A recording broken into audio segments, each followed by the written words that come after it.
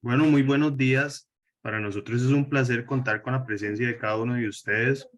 Hoy les presento, me complace presentarles a nuestro socio de impuestos, don Eduardo Vargas, máster y parte de nuestro despacho, hoy con el tema de nuestro webinar cierre fiscal y consideraciones antes del 31 de diciembre. Don Eduardo. Muy buenos días a todos, espero que estén muy bien. Para mí es un verdadero honor tener la oportunidad de cerrar nuestra jornada de webinars durante el 2022 con un tema que es cíclico y que cada año tratamos de traerles la información más actualizada para que ustedes puedan aplicarla en su negocio. Qué bueno ver todos los que se están conectando, un saludo personal con mucho cariño, igualmente a los que nos vean en diferido. Ya saben que estamos a nivel de Altac BCR Consultores a su servicio. El tema que nos atañe hoy, como ya bien comentaba Jorge, es en sí el evento de cierre fiscal. Por favor, si van teniendo dudas, las pueden comentar a nivel del chat. Ahí yo voy a tratar de irlas viendo, de irlo trabajando en la medida en que pueda ser interactivo sería perfecto. Si tienen dudas que quieren ver a posterior, tienen mis contactos sin ningún problema, me pueden llamar a la oficina y la idea es que podamos ir como conversando y avanzando respecto de este tema, ¿no? Cierre fiscal 2022. Vamos a ver cómo tenemos preparada nuestra sesión para el día de hoy. Primero vamos a repasar algunas generalidades importantes del impuesto sobre renta. Vamos a entrar en detalle al concepto de renta bruta, que en este tema de renta bruta hay que prestar especial atención a elementos como diferencial cambiario, según lo vamos a ir viendo. Vamos a repasar las principales consideraciones en cuanto al tema de la deducibilidad de gastos retenciones, conciliación fiscal. Básicamente es lo que tenemos en agenda para el día de hoy. Entonces, cuando hablamos del cierre fiscal, estamos hablando de las empresas o las personas que trabajan bajo el esquema del impuesto sobre utilidades. Creo que tal vez esto es lo más importante para iniciar, ¿no? Recordémonos que desde la Ley de Fortalecimiento de las Finanzas Públicas, aprobada en diciembre de 2018, se crea un régimen dual, llamémosle, donde las personas que generan ingresos van a tener dos grandes rubros, el de los ingresos activos y el de los ingresos pasivos. Cuando estamos hablando de cierre fiscal, estamos hablando de todas aquellas empresas o personas que tienen una actividad lucrativa y como tal tributan bajo el título 1 de impuestos sobre utilidades a nivel de impuestos sobre renta. Todos los que trabajan con un periodo anual de 12 meses y van a tributar sobre su renta neta o, como normalmente hablamos, la utilidad que generen durante el periodo. ¿Por qué hago esta distinción? Porque hay actividades que deberían de estar tributando no por impuestos sobre sus utilidades, sino sobre alguna renta de capital. Y todavía hay un nivel de confusión importante alrededor de esta materia. Acá hablo, por ejemplo, de los prestamistas. Yo no sé si ustedes están al tanto, pero la posición de tributación es que un prestamista que no haya hecho la solicitud para tributar por utilidades debería estar tributando por rentas de capital mobiliario, dado que sus rentas son de carácter pasivo. Y aunque ese prestamista tenga toda una operativa de 100 empleados, la posición es, tenés que hacer la solicitud de tributar por utilidades, cumplir con el empleado en la caja y todo lo demás que ya conocemos para poder trabajar por utilidades. Y así como el caso del prestamista, está el caso de los intangibles, está el caso de quien tenga sociedad de inversión, y hay toda una serie de elementos a considerar en cuál es la forma en la que yo debería estar tributando. Sin entrar en ese detalle, porque no venimos a eso la sesión, es importante entender de lo que vamos a hablar hoy, es del impuesto sobre las utilidades y este cierre fiscal que ya deberíamos de tener bastante preparado. Recordémonos que también hay un elemento importante, y esto veámoslo a nivel de esa gestión de cierre fiscal, y es el componente de fecha cierta que da la facturación electrónica. De forma tal que, ¿por qué hablamos del cierre fiscal y de la liquidación tributaria del impuesto sobre las utilidades 3 meses antes de que haya que presentar el impuesto? Porque a nivel transaccional, la liquidación tributaria de este impuesto y esta determinación de la renta neta se hace con las transacciones efectuadas del 1 de enero al 31 de diciembre del 2022, ¿no? Y estas transacciones efectuadas tienen fecha cierta producto de la facturación electrónica en un 99% de los casos. De ahí que es muy importante desde ya y en este momento, y yo estoy seguro que eh, la gran mayoría de las personas que están en este momento conectadas al webinar, estamos en procesos de análisis de cierre fiscal. Y esto es, mira, cómo está mi resultado acumulado a la fecha, cuál es la proyección de las últimas 2 semanas del año, cuánto es esa utilidad que voy a tener, qué tipo de transacción me está faltando reflejar, tengo todo correctamente, ya hice mi análisis de precio de transferencia preliminar, no lo he hecho. Toda una serie de elementos que hay que tener muy claros para corregir lo que haya que corregir, cambiar lo que haya que cambiar antes de ese 31 de diciembre. ¿Por qué? Porque a partir del 1 de enero ya entramos más en un proceso de revisión, en un proceso de depuración, pero las transacciones son las que son y ya estarían ahí determinadas y ya no hay mucho que se pueda hacer para cambiarlas. Por eso es importante hablar de esto antes del cierre tal cual, porque todavía, aunque estamos un poco contratiempo, hay oportunidad este, hay oportunidad de llevar a cabo ciertos ajustes antes de ese 31 de diciembre que nos permitan pues, lograr una buena gestión de cierre fiscal. Y con este preámbulo vamos a ver estas generalidades. Recordemos que la determinación de la renta bruta se identifica sabiendo cuáles son mis rentas gravables y excluyendo mis ingresos no gravables. Esas exclusiones de esa base imponible. Rentas gravables, pues serán todas las relacionadas con mi actividad, tanto las rentas activas como las rentas pasivas que provengan de elementos patrimoniales afectos a la actividad.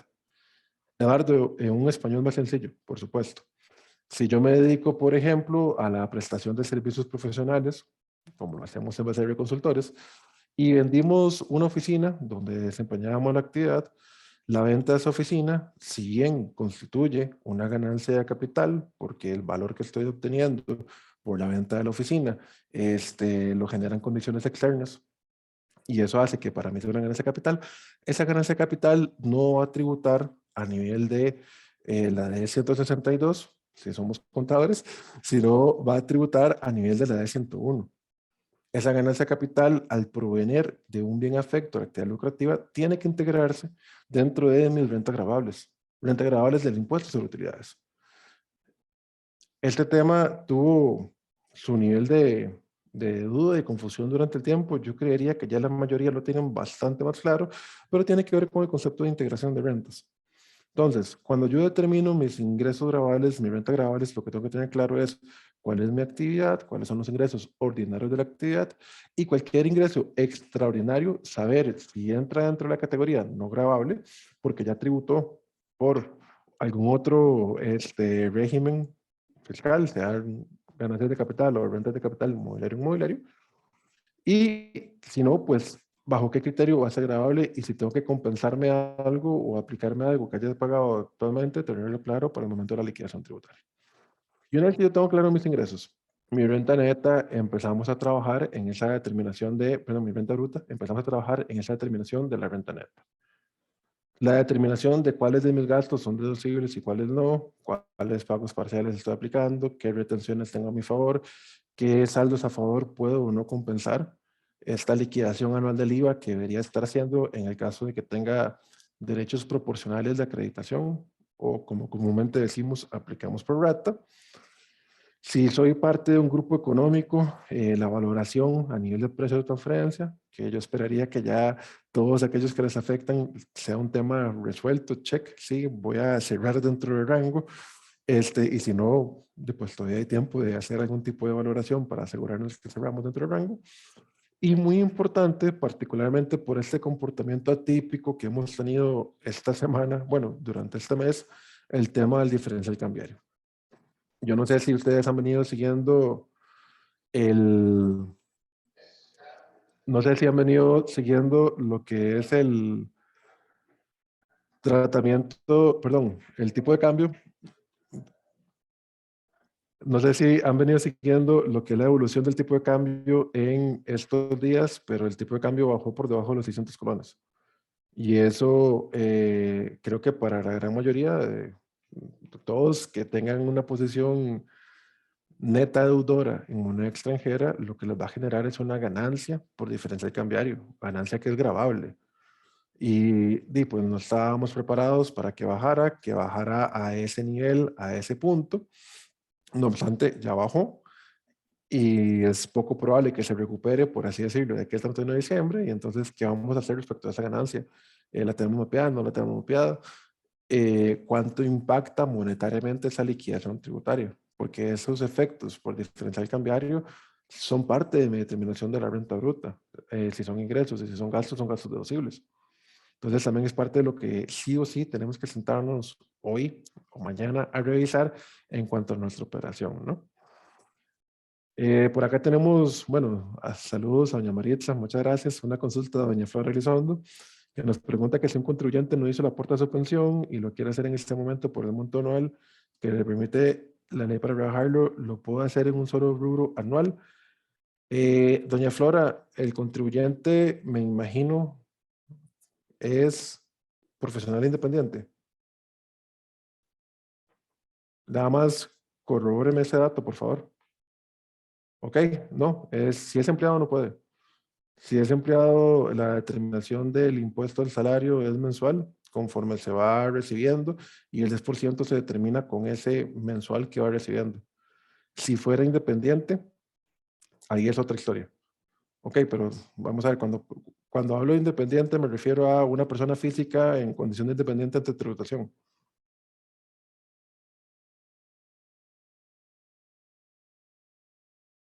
Bueno, Si fuera una persona física, ok, acá doña Flora se nos adelantó, no pasa nada, y está haciendo una pregunta alrededor de los gastos deducibles, y básicamente hay una posibilidad para todos los que somos personas físicas que trabajan en condición de independencia y tributan a título personal la tributación, de hacer una deducción de hasta un 10% de sus ingresos siempre y cuando se aporte a un fondo de pensión complementario. Este monto para una persona física se determina sobre sus ingresos anuales y por lo tanto sí puede hacer esa deducción siempre y cuando haga el aporte a la pensión. Entonces ahí tenemos esa oportunidad y la respuesta concreta es sí, sí se puede. Siguiendo con la línea de la charla, les decía la importancia de revisar el tema del diferencial cambiario y ahorita lo vemos más en detalle. Cuando entremos a ver el concepto de renta bruta, sabemos que son las rentas en dinero en especie que provengan de mis actividades lucrativas de fuente costarricense. Ojo con el tema de la fuente costarricense, y este es bien importante. Yo no sé si han estado siguiendo un poco la evolución, si se quiere, de las noticias tributarias, pero una de las últimas noticias tributarias que tuvimos a nivel nacional, esto es de las últimas 3 semanas para acá, es que la Sala Constitucional dio un fallo rechazando una serie de acciones de constitucionalidad de unos contribuyentes, de unos bancos, respecto al tratamiento que le dio tributación y las instancias judiciales a un ajuste por rentas extraterritoriales.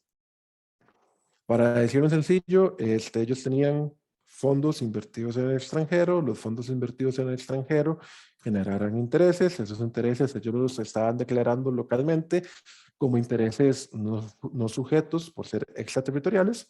Tributación los fiscalizó y dijo, es que eso sí es de fuente costarricense por tener un vínculo a la estructura económica costarricense.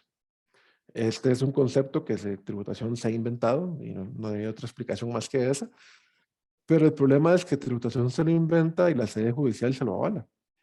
Y entonces se extrapola lo que es el artículo 1 de la Ley de Impuestos sobre Renta para decir que si el capital invertido en el extranjero que está generando esos ingresos tiene algún nivel de vínculo con la operación de Costa Rica, en el caso de los bancos, ellos obtienen fondos acá y los están invirtiendo afuera, esos intereses que están recibiendo sí son de fuente costarricense y por lo tanto sí son gravables a nivel nacional.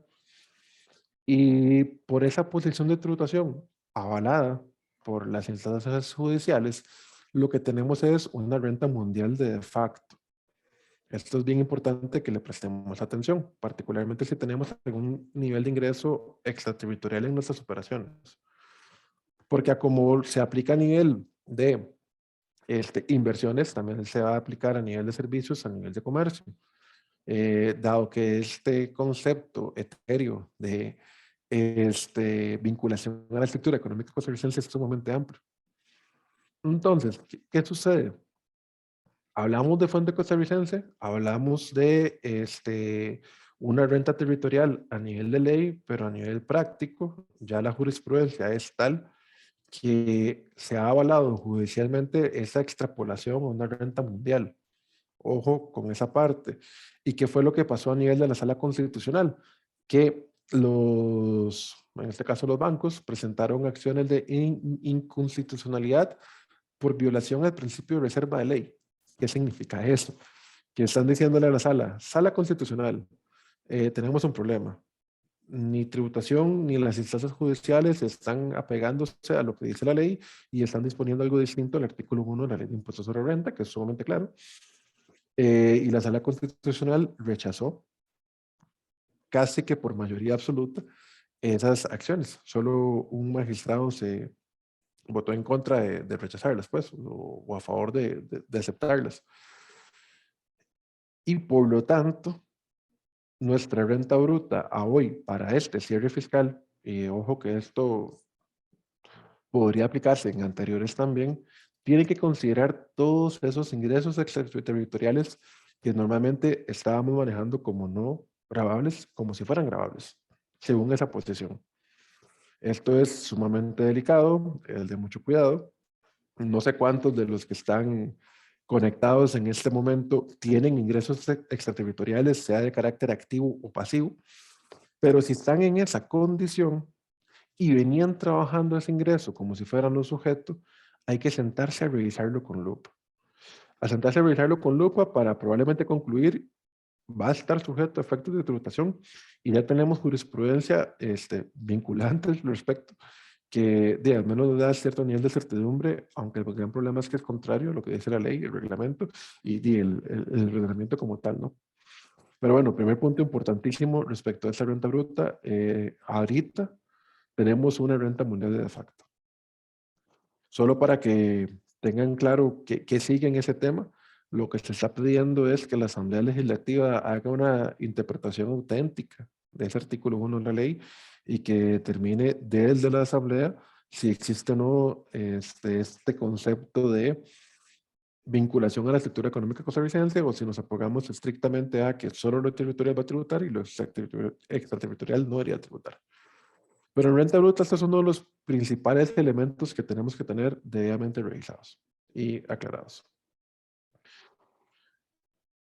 Cuando vemos esta composición de la renta bruta, sabemos que estamos hablando, con este concepto ampliado de renta territorial mundial que manejamos en Costa Rica, de los servicios prestados o de los bienes prestados por el contribuyente, de estos bienes o capitales utilizados que me generan rendimientos de carácter pasivo, de la posibilidad o no de rentas netas presuntivas, y ahorita vamos a entrar un poquito en detalle en eso, y de los incrementos injustificados de patrimonio. Sobre este último punto, también quiero hacer un pequeño hincapié porque para mí es de los riesgos más comunes que podrían tener los contribuyentes. Y en los procesos de diagnóstico fiscal que hacemos, que básicamente es llegar y hacer una revisión fiscal como si fuéramos tributación sin serlo, de los riesgos que nos brincan de forma más reiterada son los posibles incrementos injustificados de patrimonio que tienen los contribuyentes.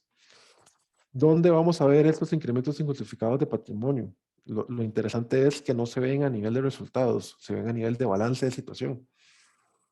Yo tengo que ir a ver activos no declarados que estén a nombre del contribuyente, particularmente de las sociedades, o tengo que ir a ver pasivos atípicos o aportes de socios sin documentación suficiente. ¿Qué es lo que está detrás de la figura de este incremento injustificado de patrimonio? La omisión de ingresos. Entonces, por ejemplo, yo puedo ser un contribuyente que me dedico a cierta actividad, adquirí un activo y ese activo puede ser no acorde al tamaño de la actividad que estoy desarrollando. Si ustedes ven mi balance, está todo muy claro. Tengo, voy a decir, efectivo y equivalentes por 50 millones y tengo un activo fijo que adquirí por 300 millones, que está con un pasivo, con un aporte de socios. ¿Qué puede brincar ahí? La indagación de, bueno, si es un pasivo al socio, si es un aporte de socios, ¿de dónde sacó el socio el dinero para poner eso? Porque no se acorde el volumen de operación. Y ahí pueden identificarse una omisión de ingresos por parte del socio en alguna otra operación y tributación, de hecho, viene realizando fiscalizaciones de esa naturaleza con activos de alto valor. Esa es una. La otra es cuando, que tal vez es un poquito más común, entramos a una empresa, la revisamos y en este balance tiene pasivos atípicos, pasivos con partes relacionadas, pasivos con el socio o aportes extraordinarios donde no consta cuándo entra el dinero o no tenemos una transacción del de la persona, la acreedora al deudor. No puedo comprobar esa transferencia de fondos y tampoco tengo amortizaciones a dicho capital, a dicho principal. Tampoco tengo cobro de intereses, no tengo documentación suficiente. Al final del día es un pasivo atípico. Esos pasivos atípicos son sumamente peligrosos porque también generan un componente de la renta bruta. Y tal vez esto es lo más importante. Eduardo, ¿por qué me estás hablando de esto en el cierre fiscal del 2022? Si es más como de riesgos fiscales o de contingencias. Porque yo debería hacer un ejercicio integral de la valoración de cómo estoy haciendo el cierre. Entonces, si en este momento yo estoy con un balance provisional al 14 de diciembre y tengo una renta proyectada de tanto de ingresos, tanto de gastos, tanto de utilidad, y además tengo dentro de mi balance riesgos de esta naturaleza como los incrementos injustificados de patrimonio, yo debería de considerar eso como un potencial cobro incremental por parte de tributación. Recordémonos que este incremento patrimonial injustificado de patrimonio, lo que haría tributación es tratarme el monto completo, ya sea de ese activo que determinan bienes de fondos no declarados o de ese pasivo donde yo no logro explicar su naturaleza o su existencia real a todos los efectos, y me toman ese valor, ese saldo, y me lo multiplican por la tarifa de renta que me aplica. O sea, me lo suman a los ingresos brutos del periodo. Ese es el tratamiento tributario que conlleva un ajuste de incremento injustificado de patrimonio. Entonces, si lo que tengo es un saldo pasivo inexistente, irreal, atípico, que yo no puedo documentar o soportar de forma correcta, tributación va a decir, ok, esos 100 millones, esos 50 millones, esos 7 millones que tiene ahí, yo se los voy a pasar a nivel de ingreso y se los voy a tratar como un ingreso grabable. Y por eso es importante hablarlo en los efectos de cierre, porque es nuestra tarea como asesores, como gestores, como contadores de este cierre fiscal, de las empresas donde trabajamos o de nuestros clientes, asegurarnos que este riesgo no existe. Y si existe, saber cómo mitigarlo para que cuando se presente la declaración de renta, esa declaración de renta no tenga un impuesto por pagar oculto futuro. Y es parte de los trabajos que hay que estar haciendo en la gestión de cierre fiscal en este momento. ¿Qué exclusiones tenemos de la renta bruta? Tenemos los aportes de capital, tenemos las revaluaciones, tenemos las distribuciones de beneficios, tenemos las rentas generadas en extranjero según la ley, pero no según la última jurisprudencia. De hecho, esto parte de la idea, y yo me adelanté, perdón, era llegar y hacerles algo como así. Esto ya no hay que considerarlo, o hay que considerarlo con muchísimo cuidado, entendiendo el riesgo que estamos asumiendo.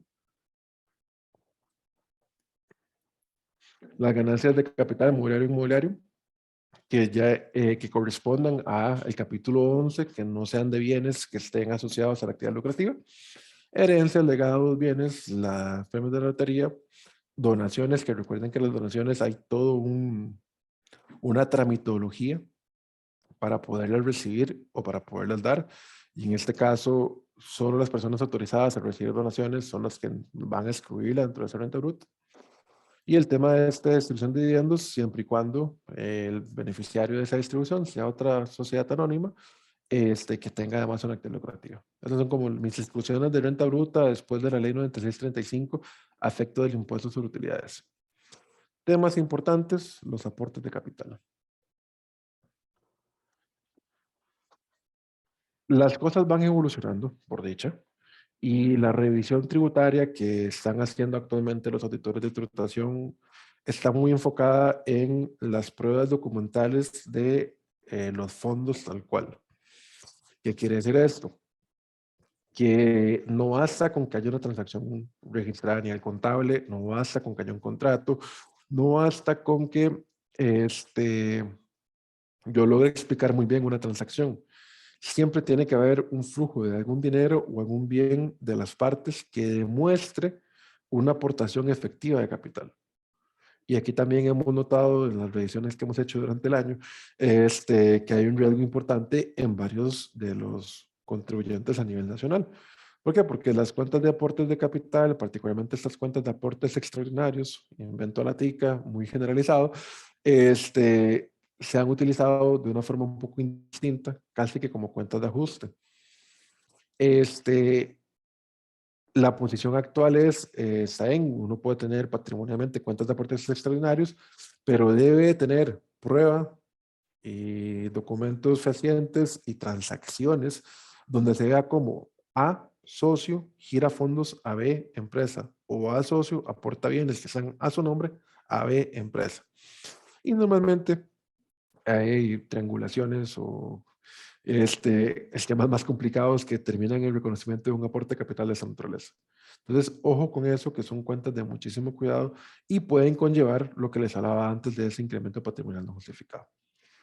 También importante, que creo que esto todos lo tenemos claros, pero bueno, las revaluaciones en general no tienen efectos fiscales ni en el impuesto sobre utilidades ni en las rentas pasivas del capital. Pasamos a nuestra siguiente diapositiva, que es la composición de la renta neta. Entonces, renta bruta no son todos los ingresos, ¿no? Son los ingresos grabables, y excluyo los ingresos no grabables, esas exclusiones de la renta bruta que estábamos viendo. Que yo, por ejemplo, soy un contribuyente del impuesto sobre utilidades, tengo mi prestación de servicios profesionales de asesoría fiscal, pero además tengo el alquiler de una casa. El alquiler de esa casa nada tiene que ver con mi actividad de asesor fiscal y entonces el alquiler de la casa va a tributar mensualmente por la de 125. Cuando llego y hago mi liquidación anual, tengo un puchito de ingresos de asesoría fiscal, otro puchito de alquiler de casa. Únicamente voy a considerar mis ingresos de asesoría fiscal dentro de esa de 101, porque son esas rentas sujetas grabables y este puchito de asesoría fiscal no me va a imputar como ingreso, perdón, este otro puchito de alquiler de casa no me va a afectar como parte de mis ingresos grabables. Todos los que conocemos una de 101 saben que yo llego, pongo mi totalidad de ingresos y después excluyo los que no van, para que la renta bruta se componga únicamente por los que sí estarían siendo grabados. Teníamos un comentario de don Diego. Don Diego nos dice, buenos días, si tengo rentas de capital inmobiliario, las incluyo en las casillas de alquileres y luego los ingreso en la casilla de ingresos no grabables para que resten, o el todo no se incluye en la de 101. Diego, te me adelantaste el comentario que acabé de hacer. Recapitulando, las incluyo como alquileres y luego las excluyo como no sujeto. ¿Esto para qué? Para tener, ¿cuál es la palabra? Una adecuada conciliación entre los ingresos y grabables y no grabables a nivel de esa de 101. Algo muy interesante, que es, llamémosle, una herencia histórica de nuestra de 101, es que en esa declaración se hace la conciliación tributaria a nivel de ingresos, pero no se refleja la conciliación tributaria a nivel de gastos. No entendemos por qué no se ha actualizado. Si uno toma un formulario como el hondureño, como el guatemalteco, por ejemplo, de renta, uno va a ir a ver que en estos formularios de 101, uno ahí refleja la conciliación tributaria. Y básicamente uno viene y carga la información financiera y presenta los ajustes, tanto a nivel de ingresos como a nivel de gastos, para la conciliación fiscal y termina determinando su base imponible a efectos fiscales. Ese es el deber ser de una declaración de renta. ¿Por qué? Porque la conciliación tributaria es parte integral a esa declaración. Y así lo expuso mi socio Arturo en la exposición de ayer. Entonces, nuestra E101 debería de permitir hacer la conciliación tanto de ingresos como de gastos. No obstante, no lo permite.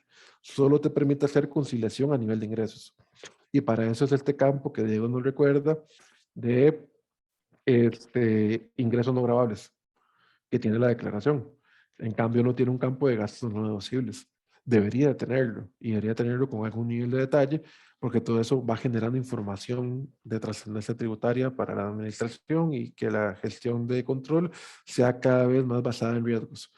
Pero bueno, a como son las cosas, la conciliación de ingresos sí se hace en la de 101, la conciliación de gastos se hace fuera de la de 101 en un soporte auxiliar que yo debería tener ahí por si me llegan a preguntar, básicamente.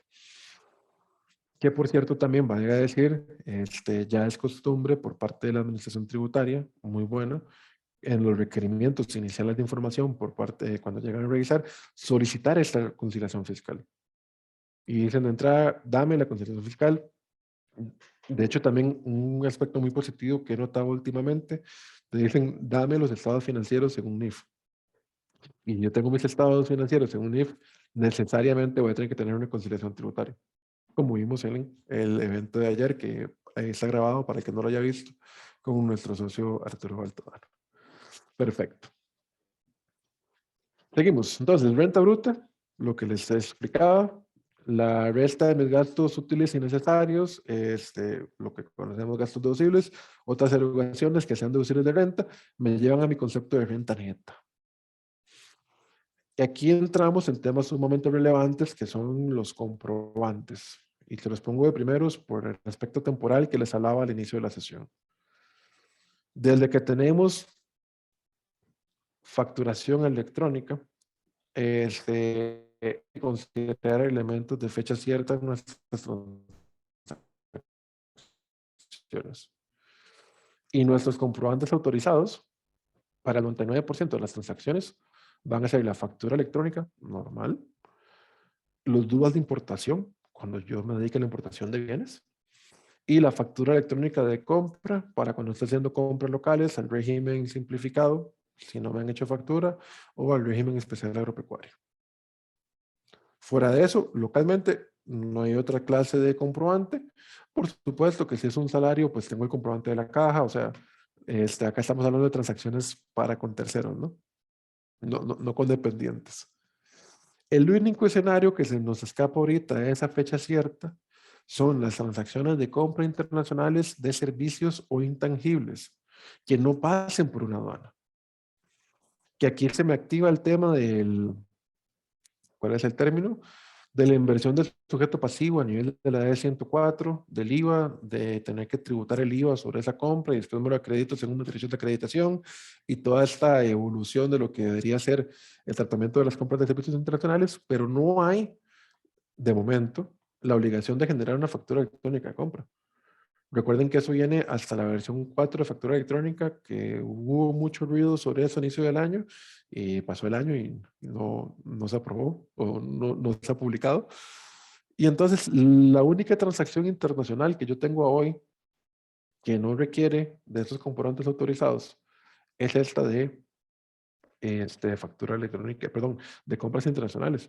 Pero las compras internacionales de bienes y servicios muy probablemente, si cumplen con los criterios de deducibilidad a efecto de renta, van a estar sujetas a retenciones de no domiciliados. Retenciones que van a rondar normalmente entre un 15 y un 25%, sino un 30%.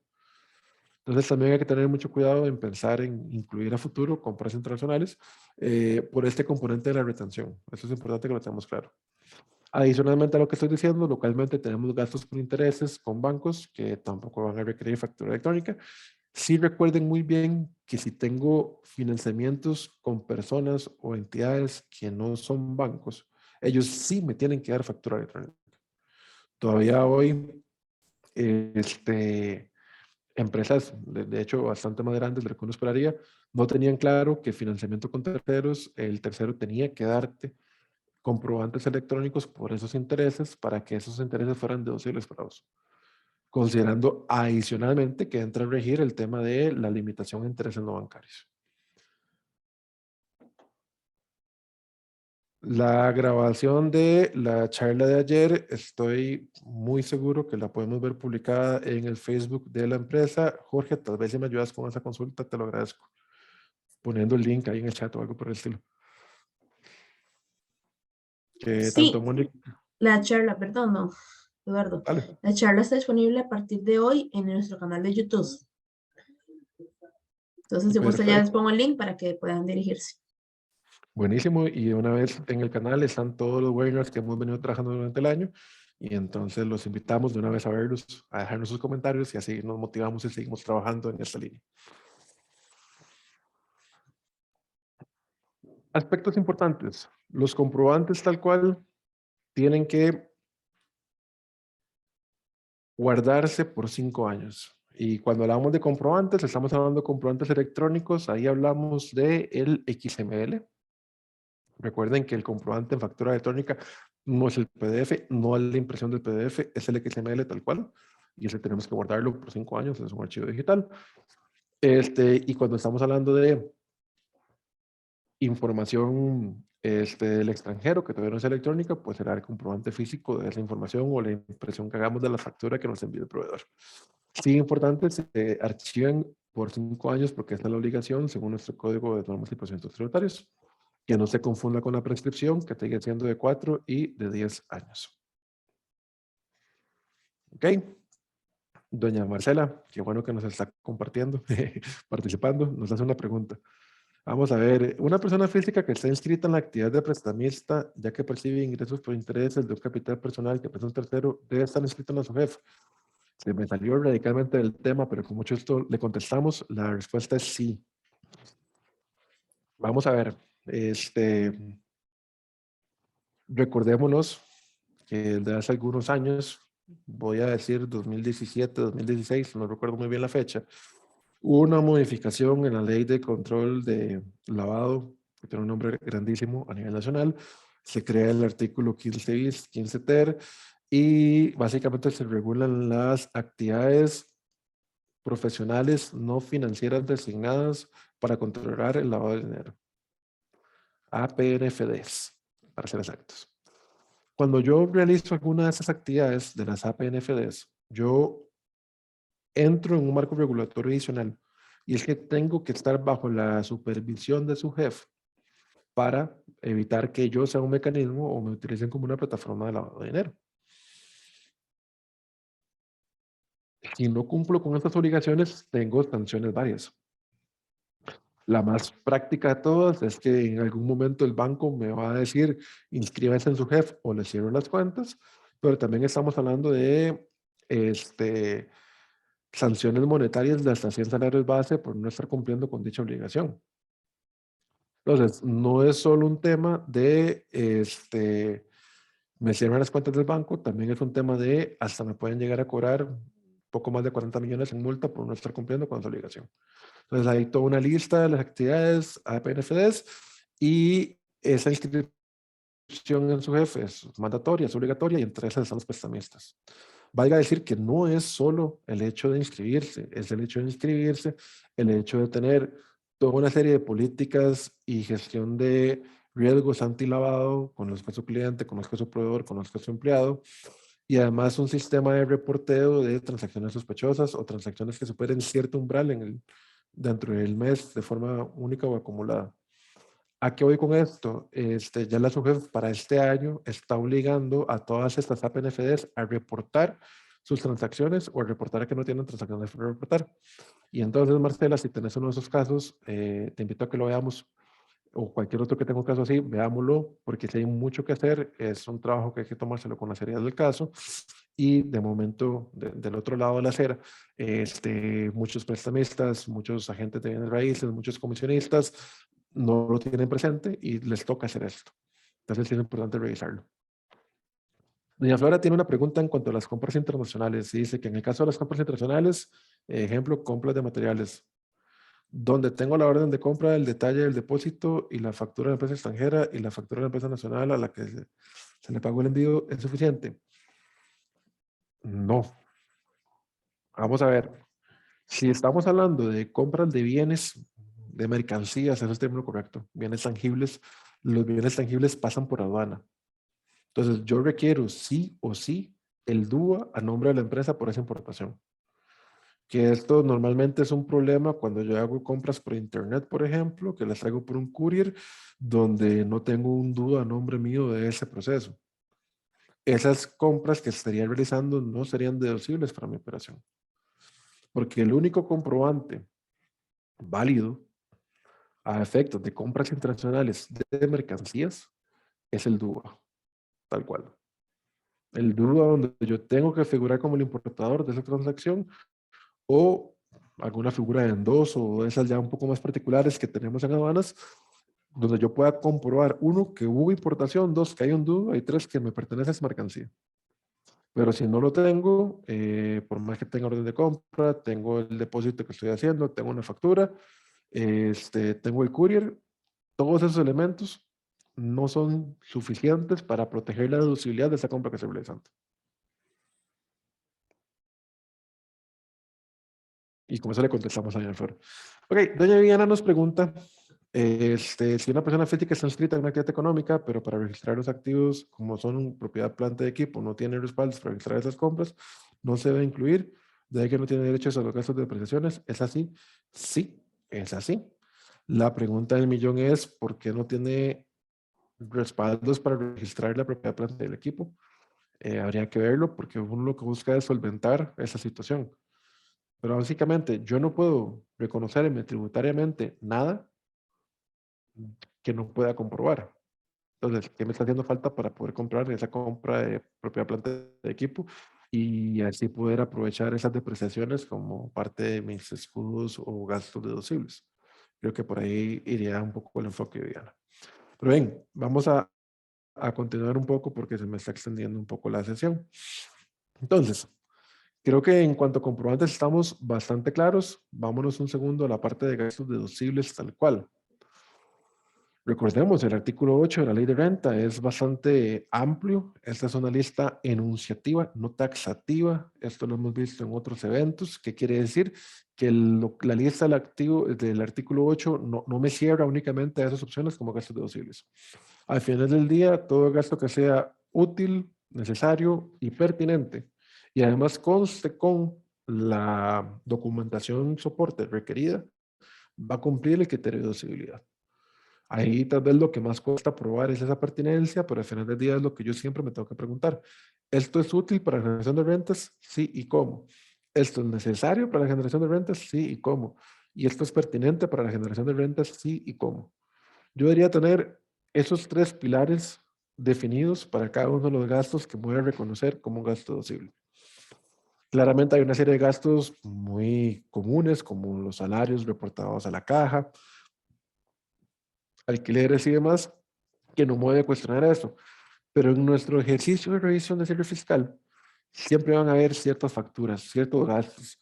Y si somos más bien de los que preparan los cierres, ciertas insinuaciones o presiones por los dueños de meta esto como gasto. Yo siempre respondo, ok, ¿cómo es útil, cómo es necesario y cómo es pertinente? Busquemos la respuesta a esas tres preguntas. Si las tenemos, pasa. Si no las tenemos, no debería de pasar. Aunque muchas veces pasan a sabiendas del riesgo que eso implica. Pero al menos hicimos el ejercicio analítico de es útil, es necesario y es pertinente.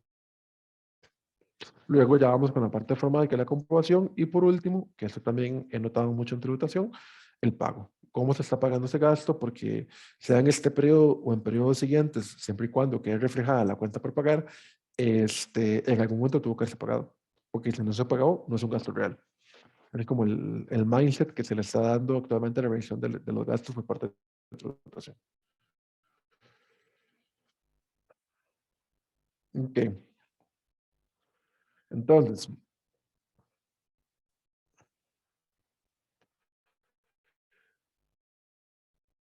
¿qué más es importante que revisemos a nivel de los gastos? Bueno, recordémonos el derecho del diferimiento de pérdidas.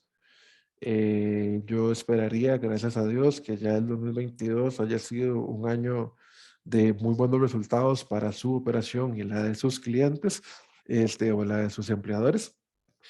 Pero si no lo fue, tenemos derecho a diferir esas pérdidas, aplicarlas a futuro. No hay ningún problema en reflejar pérdidas en este año o en ninguno. Sí estamos hablando de pérdidas fiscales y eso es muy importante.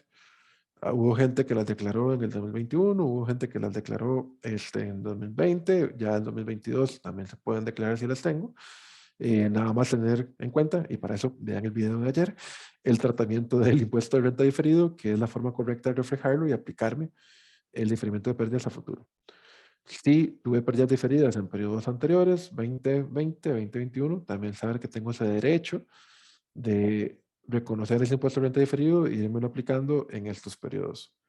Varios de nuestros clientes que tuvieron pérdidas en el 2020 se las aprovecharon 100% en el 2021 y con eso no hay ningún tipo de problema. Nada más lo que tenemos que tener claro es que sí tenemos hasta 3 años para reconocernos esas pérdidas diferidas. Vamos a ver. Terminamos esta diapositiva y vuelvo con las consultas. Es muy importante, y esto es un mundo antes y después de la D104 versión 2, el cruce de compras entre la D101 y de gastos entre la D101 y la D104. Ese siempre ha sido uno de los criterios de revisión por parte de tributación, y lo sigue siendo, y yo debería tener el cuidado de que exista esta conciliación entre lo que reporta un lado y reporto del otro. Eduardo, que soy un profesional independiente y la verdad mis gastos no son suficientes y yo declaro sobre el 25% de los ingresos. ¿Qué pasa? Absolutamente nada. Tengo derecho a reportar mis compras en el IVA, a acreditarme ese IVA sin ningún problema y el nivel de renta presentar gastos por el 25% de los ingresos. Cuando me lleguen a preguntar, simplemente digo, es que me estoy acogiendo a mi derecho de aplicar el 25% de los ingresos y listo. Ahí tengo la conciliación. Y tal vez es eso, entender que conciliación no es que peguen al centavo, es que si hay diferencias, yo tengo que tener mapeadas cuáles son esas diferencias.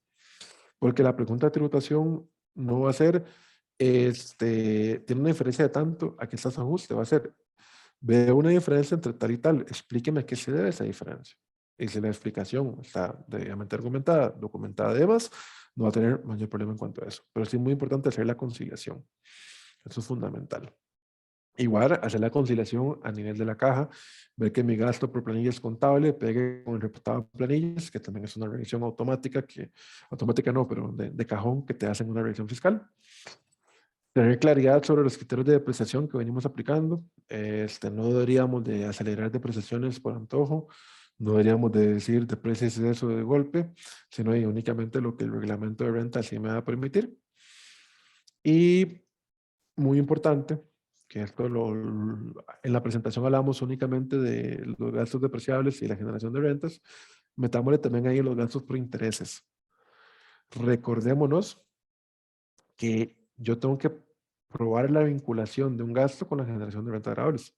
Y sucede, porque sucede, que muchas veces metemos activos o préstamos que no tienen que ver con la actividad per se, pero que me generan un gasto de prestación o un gasto por intereses. Entonces, qué bonito. Mira, yo tengo una sociedad para prestar mis servicios. Necesito comprarle un carro a mi hijo. Metámosle el carro a la sociedad para que el gasto de prestación me quede como un gasto deducible. Y pues eso claramente en una revisión sería no deducible porque no hay un vínculo entre el carro que anda mi hijo y la actividad de servicios que yo estoy prestando. Entonces, sí es muy importante tener claridad de que todos estos rubros de depreciación, intereses y en general todos los gastos, me van a preguntar, ¿y ese gasto cómo se relaciona con la actividad? Y esa es la pregunta del millón para probar que es útil, necesario y pertinente. Bien, vamos a ver qué tenemos en las preguntas. Doña Flora, muchas gracias por su participación, me encanta. Me está diciendo que un asalariado que como actividad adicional coloca dinero en bolsa debe inscribirse o será hasta que nacionaliza sus ingresos nuevamente. Ese es todo un tema. Vamos a ver, es asalariado y eso significa que los fondos que él recibe ya son fondos después de impuestos, ya es patrimonio de esa persona. Ese asalariado tiene derecho a invertir en bolsa y esos fondos que está invirtiendo en bolsa no entrarían dentro del criterio de vinculación a la estructura económica costarricense que les explicaba anteriormente. Ese es uno de los pocos casos donde actualmente esos ingresos de la bolsa no deberían de estar tributando acá. Entonces, obviamente no se debería estar inscribiendo en ningún tipo de actividad. Pero es muy particular porque sus ingresos, al venir de salario de trabajar con una retención única y definitiva en fuente, ya serían ingresos debidamente tributados, partiendo de que pagó lo que tiene que pagar por el impuesto de salario. Doña María nos pregunta el periodo de prescripción fiscal. El periodo de prescripción fiscal es de 4 años o de 10. Regla general, 4 años. Si yo soy omiso, oculto, no declaro o declaro cometiendo fraude o con una inducción a engaño muy seria de tributación, se me amplía a un plazo de 10 años ese plazo de prescripción. Pero no es algo de facto, sino que tiene que haber toda una serie de elementos que determinen la ampliación de la prescripción. Entonces, normalmente trabajamos con ese plazo de 4 años.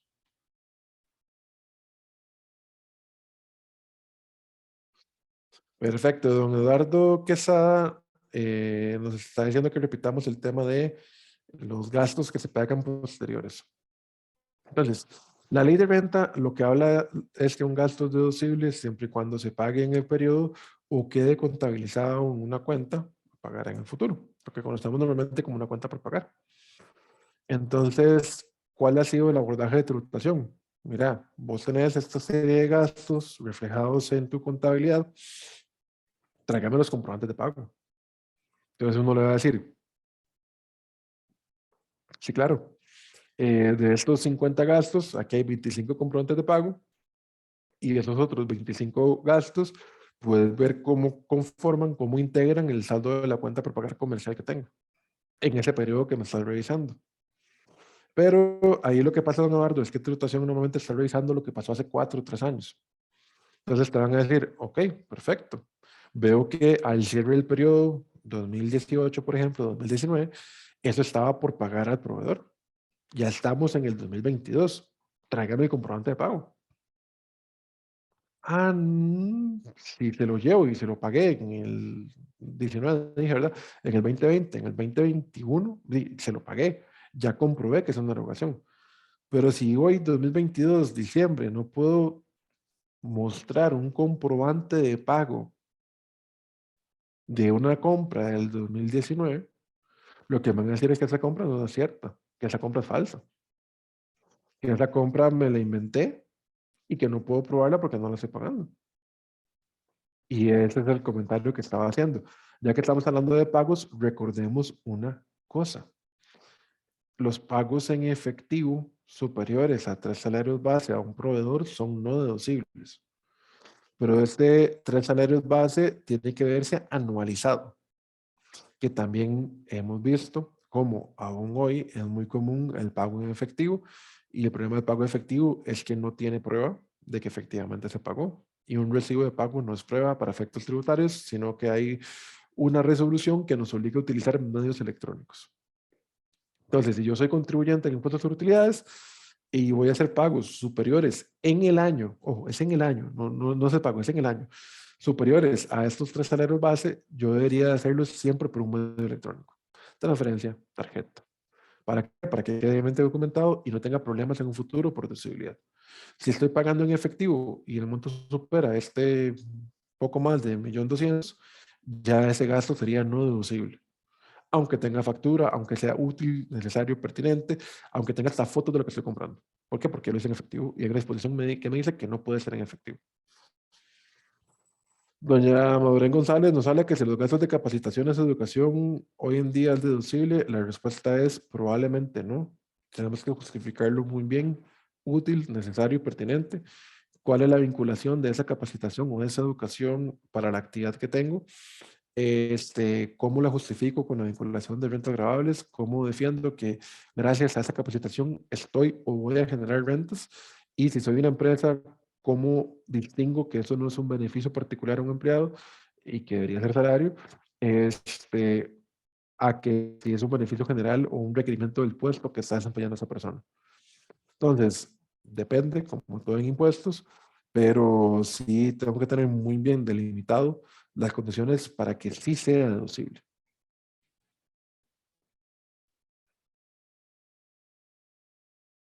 Ok, Mónica nos hace una pregunta muy interesante. Dice, si tengo una sociedad que tiene actividades de restaurante y supermercado, pero además tiene ingresos por alquiler que son declarados como rentas de capital y ese edificio tiene un préstamo con un banco, ¿cómo debo manejar esos intereses? Voy a suponer que los intereses son para la compra del edificio y que el edificio se utiliza tanto para el restaurante de supermercado como para el alquiler. Y en ese caso, únicamente la porción, no sé, sobre el metraje, me imagino, correspondiente a la actividad sería la que sería deducible de esos intereses, y la proporción de esos intereses asociados a los alquileres sería no deducible y tendría que excluirla mediante la consideración fiscal.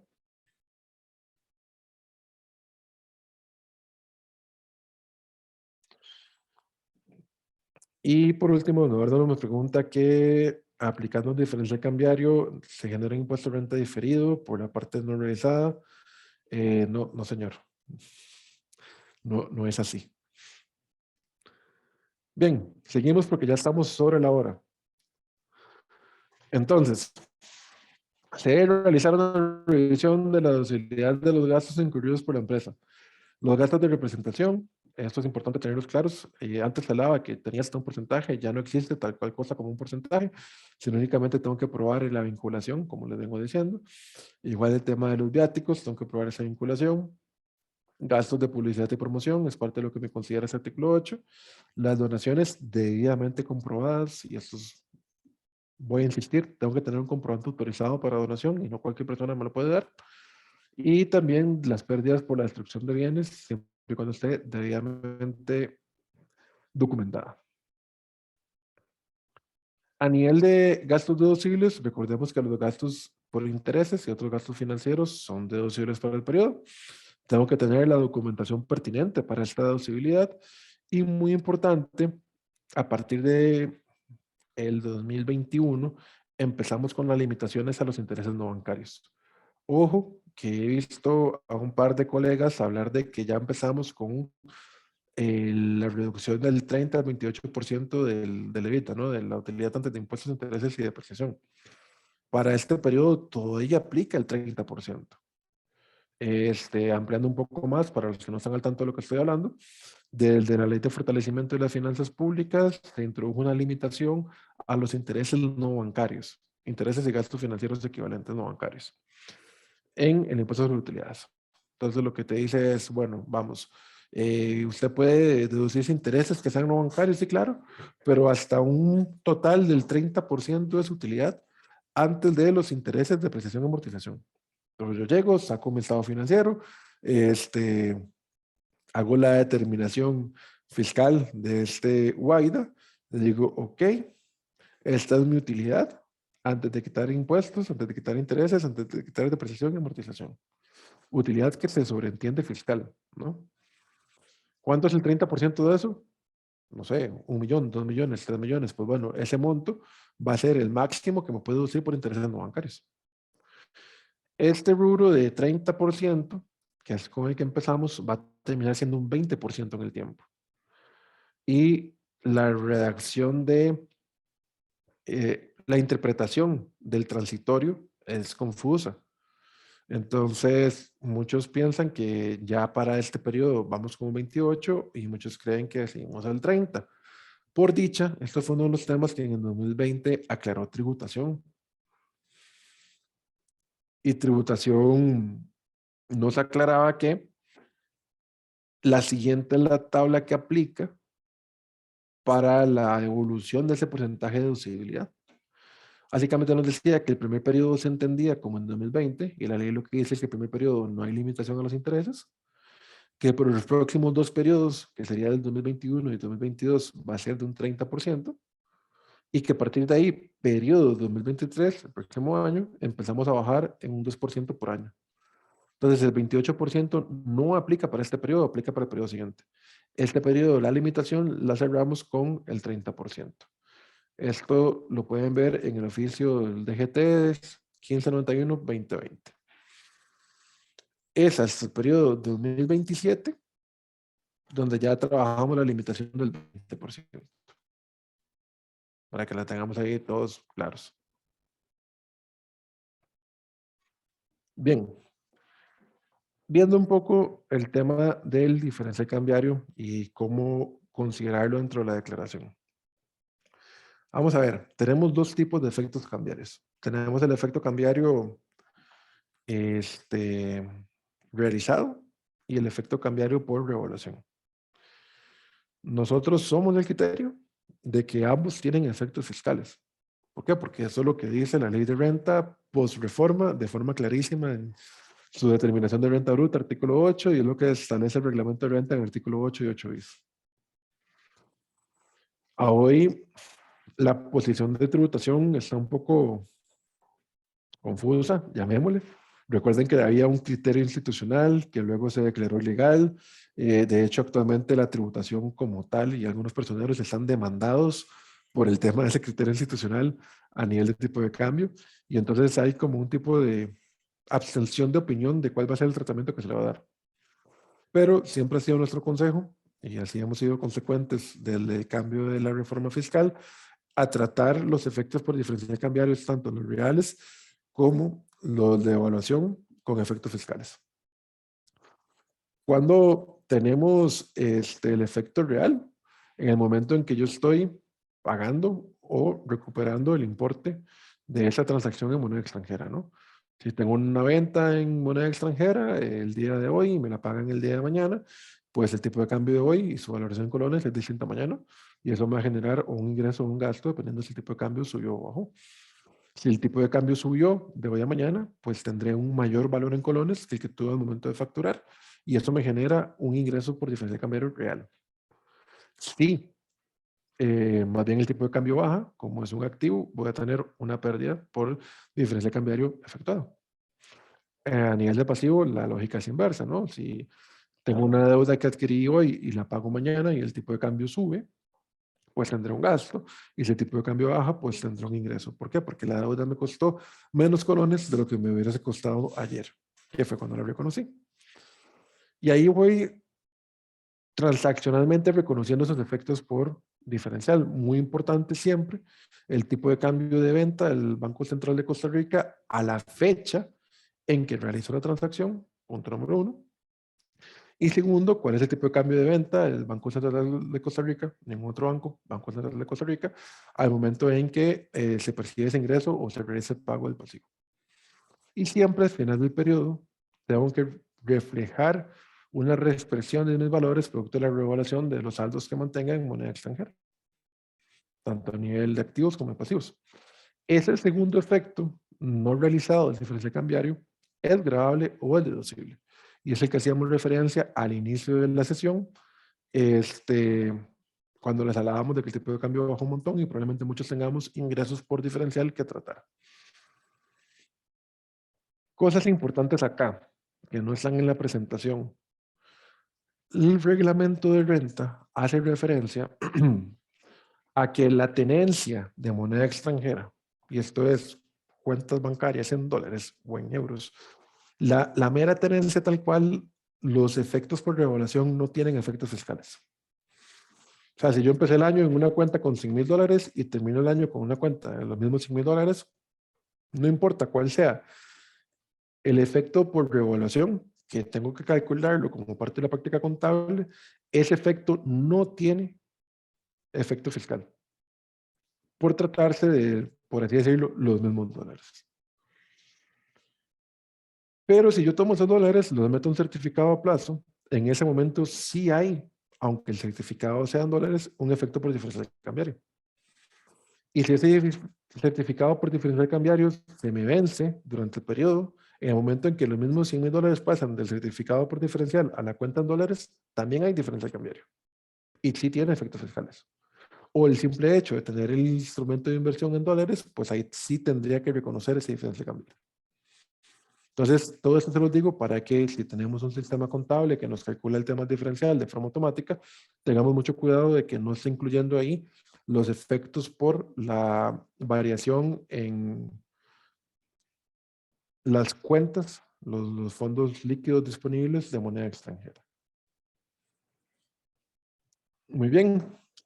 De gastos no deducibles, pues creo que los tenemos todos bastante claros. Básicamente, muy importante, todo lo que es capitalizable tengo que llevarlo al activo, no me lo puedo reconocer como un gasto, esto es importante. Todo lo que no tenga el comprobante electrónico cuando aplique va a ser no deducible. Creo que también esto lo manejamos bastante bien. Los gastos que no estén asociados a la operación claramente van a ser no deducibles tal cual. Y creo que ahí no tenemos como mayor punto. Vamos a revisar un poquito qué tenemos.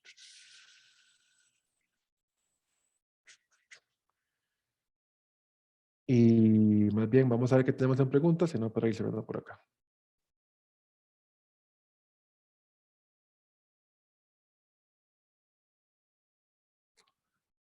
Ok, Mónica nos amplió sobre su pregunta del supermercado y básicamente nos dice que el edificio es aparte, me imagino que hay restaurantes y supermercados, o sea, es un edificio separado con intereses separados y en ese caso los intereses serían no deducibles. Se llega a tributación y revisa ese contribuyente, va a decir, ¿y este gasto por intereses qué estás financiando por ahí? La compra de un edificio con el que estoy alquilando y tributa por rentas de capital. Ah, ok, entonces eso sería no deducible del impuesto sobre utilidades para la actividad de restaurantes y supermercados. Doña Maduren González nos pregunta que una persona que está viendo en el extranjero que está inscrita en Hacienda por razones que van a volver en un periodo de 3 años a su país, se mantiene inscrita. Le están pidiendo una factura en el país donde está, porque le van a realizar el pago a en un banco nacional. Esto se puede facturar. El IVA no afecta esa transacción. Y en cuanto a rentas, es un gasto no gravable, me imagino que es ingreso. Estos servicios son dados en el país donde la persona se encuentra. Este es un caso bien atípico, pero sin tener mayor detalle, te diría, el servicio se presta fuera de Costa Rica, se consume fuera de Costa Rica, eso lo hace no sujeto al IVA. La persona va a tributar acá sin ningún problema. Eh, para efectos prácticos, se haría una factura de exportación para que no tengas problema al momento de facturar. Y yo lo trataría como un ingreso no gravable porque la persona ni siquiera está acá y es persona física. Y con esto creo que estaríamos cerrando la sesión de hoy. Más bien me disculpo por el tiempo adicional que les estoy tomando. Vean que una hora y un poquito no alcanzan para ver en detalle todo lo que tenemos que revisar a efectos de una gestión de cierre fiscal. Dos cosas y un par de anuncios. Primero, lo más importante de tener estas sesiones ahorita en diciembre es que queremos invitarlos a que revisen ustedes de forma preliminar ese cierre. Si son empresarios, dueños de empresa o contadores de empresa, este es el momento en que queremos tener una proyección al 31 de diciembre, saber cuánto vamos a pagar y valorar si hay algún ajuste o no que realizar en ese momento. Si somos parte de un grupo económico, recordemos que este es el momento en que se deberían de estar analizando los impactos de las transacciones entre compañías para poder ajustar lo que tengamos que ajustar que tenga efectos fiscales. Si tengo alguna transacción sin comprobante, este es el momento para lograr ese comprobante. Vamos a ver, yo pude haber comprado algo en noviembre, se me perdió la factura, nunca la tuve, yo puedo hablar con mi proveedor para que me envíe una copia o en todo caso me la reemplace por otra. Eso dentro del periodo se puede hacer y no será un problema y debería estar tomando diligentemente esas acciones y es ahora. Esa conversación ahorita en diciembre es muy diferente a en enero o febrero. Y si puedo aplicarme algún ajuste a nivel de empresa del grupo de más que tengan que reflejarse en factura electrónica, ese es el momento para hacerlo. De ahí la importancia de manejar todo esto. Y por eso hacemos el evento en estas épocas. El anuncio que les traemos es que a mediados de enero, febrero, vamos a estar haciendo un curso de especialización tributaria, donde todos estos temas los vamos a ver en bastante más lujo de detalles, con bastante más pausa y con mayor apertura a comentar y a compartir. Vamos a estarlo publicando, si no me equivoco, la segunda quincena de enero. La idea es que sea accesible para todos y que podamos hacer un grupo bonito y podamos tener un buen espacio para esa especialización a nivel tributario con un énfasis en impuestos sobre utilidades. ¿Y por qué lo hacemos en enero? Y pues ya cerrado el año, toca preparar la declaración, toca tener buenas bases, toca tener buenos argumentos y todo eso es lo que queremos lograr a lo largo de ese evento que vamos a estar publicando, como les digo, en la segunda quincena del próximo año. Entonces, sin más, de corazón, muy agradecido con todos los que participaron. Me encantó a nivel la participación que estamos teniendo, muy rica. Eso enriquece mucho la sesión, no la hace tan monótona, perdón. Y de parte de CR Consultores, desearles a todos un feliz, próspero año, muy felices Navidades, un abrazo con mucho cariño y estamos en contacto. Tengan excelente tarde. Hasta luego.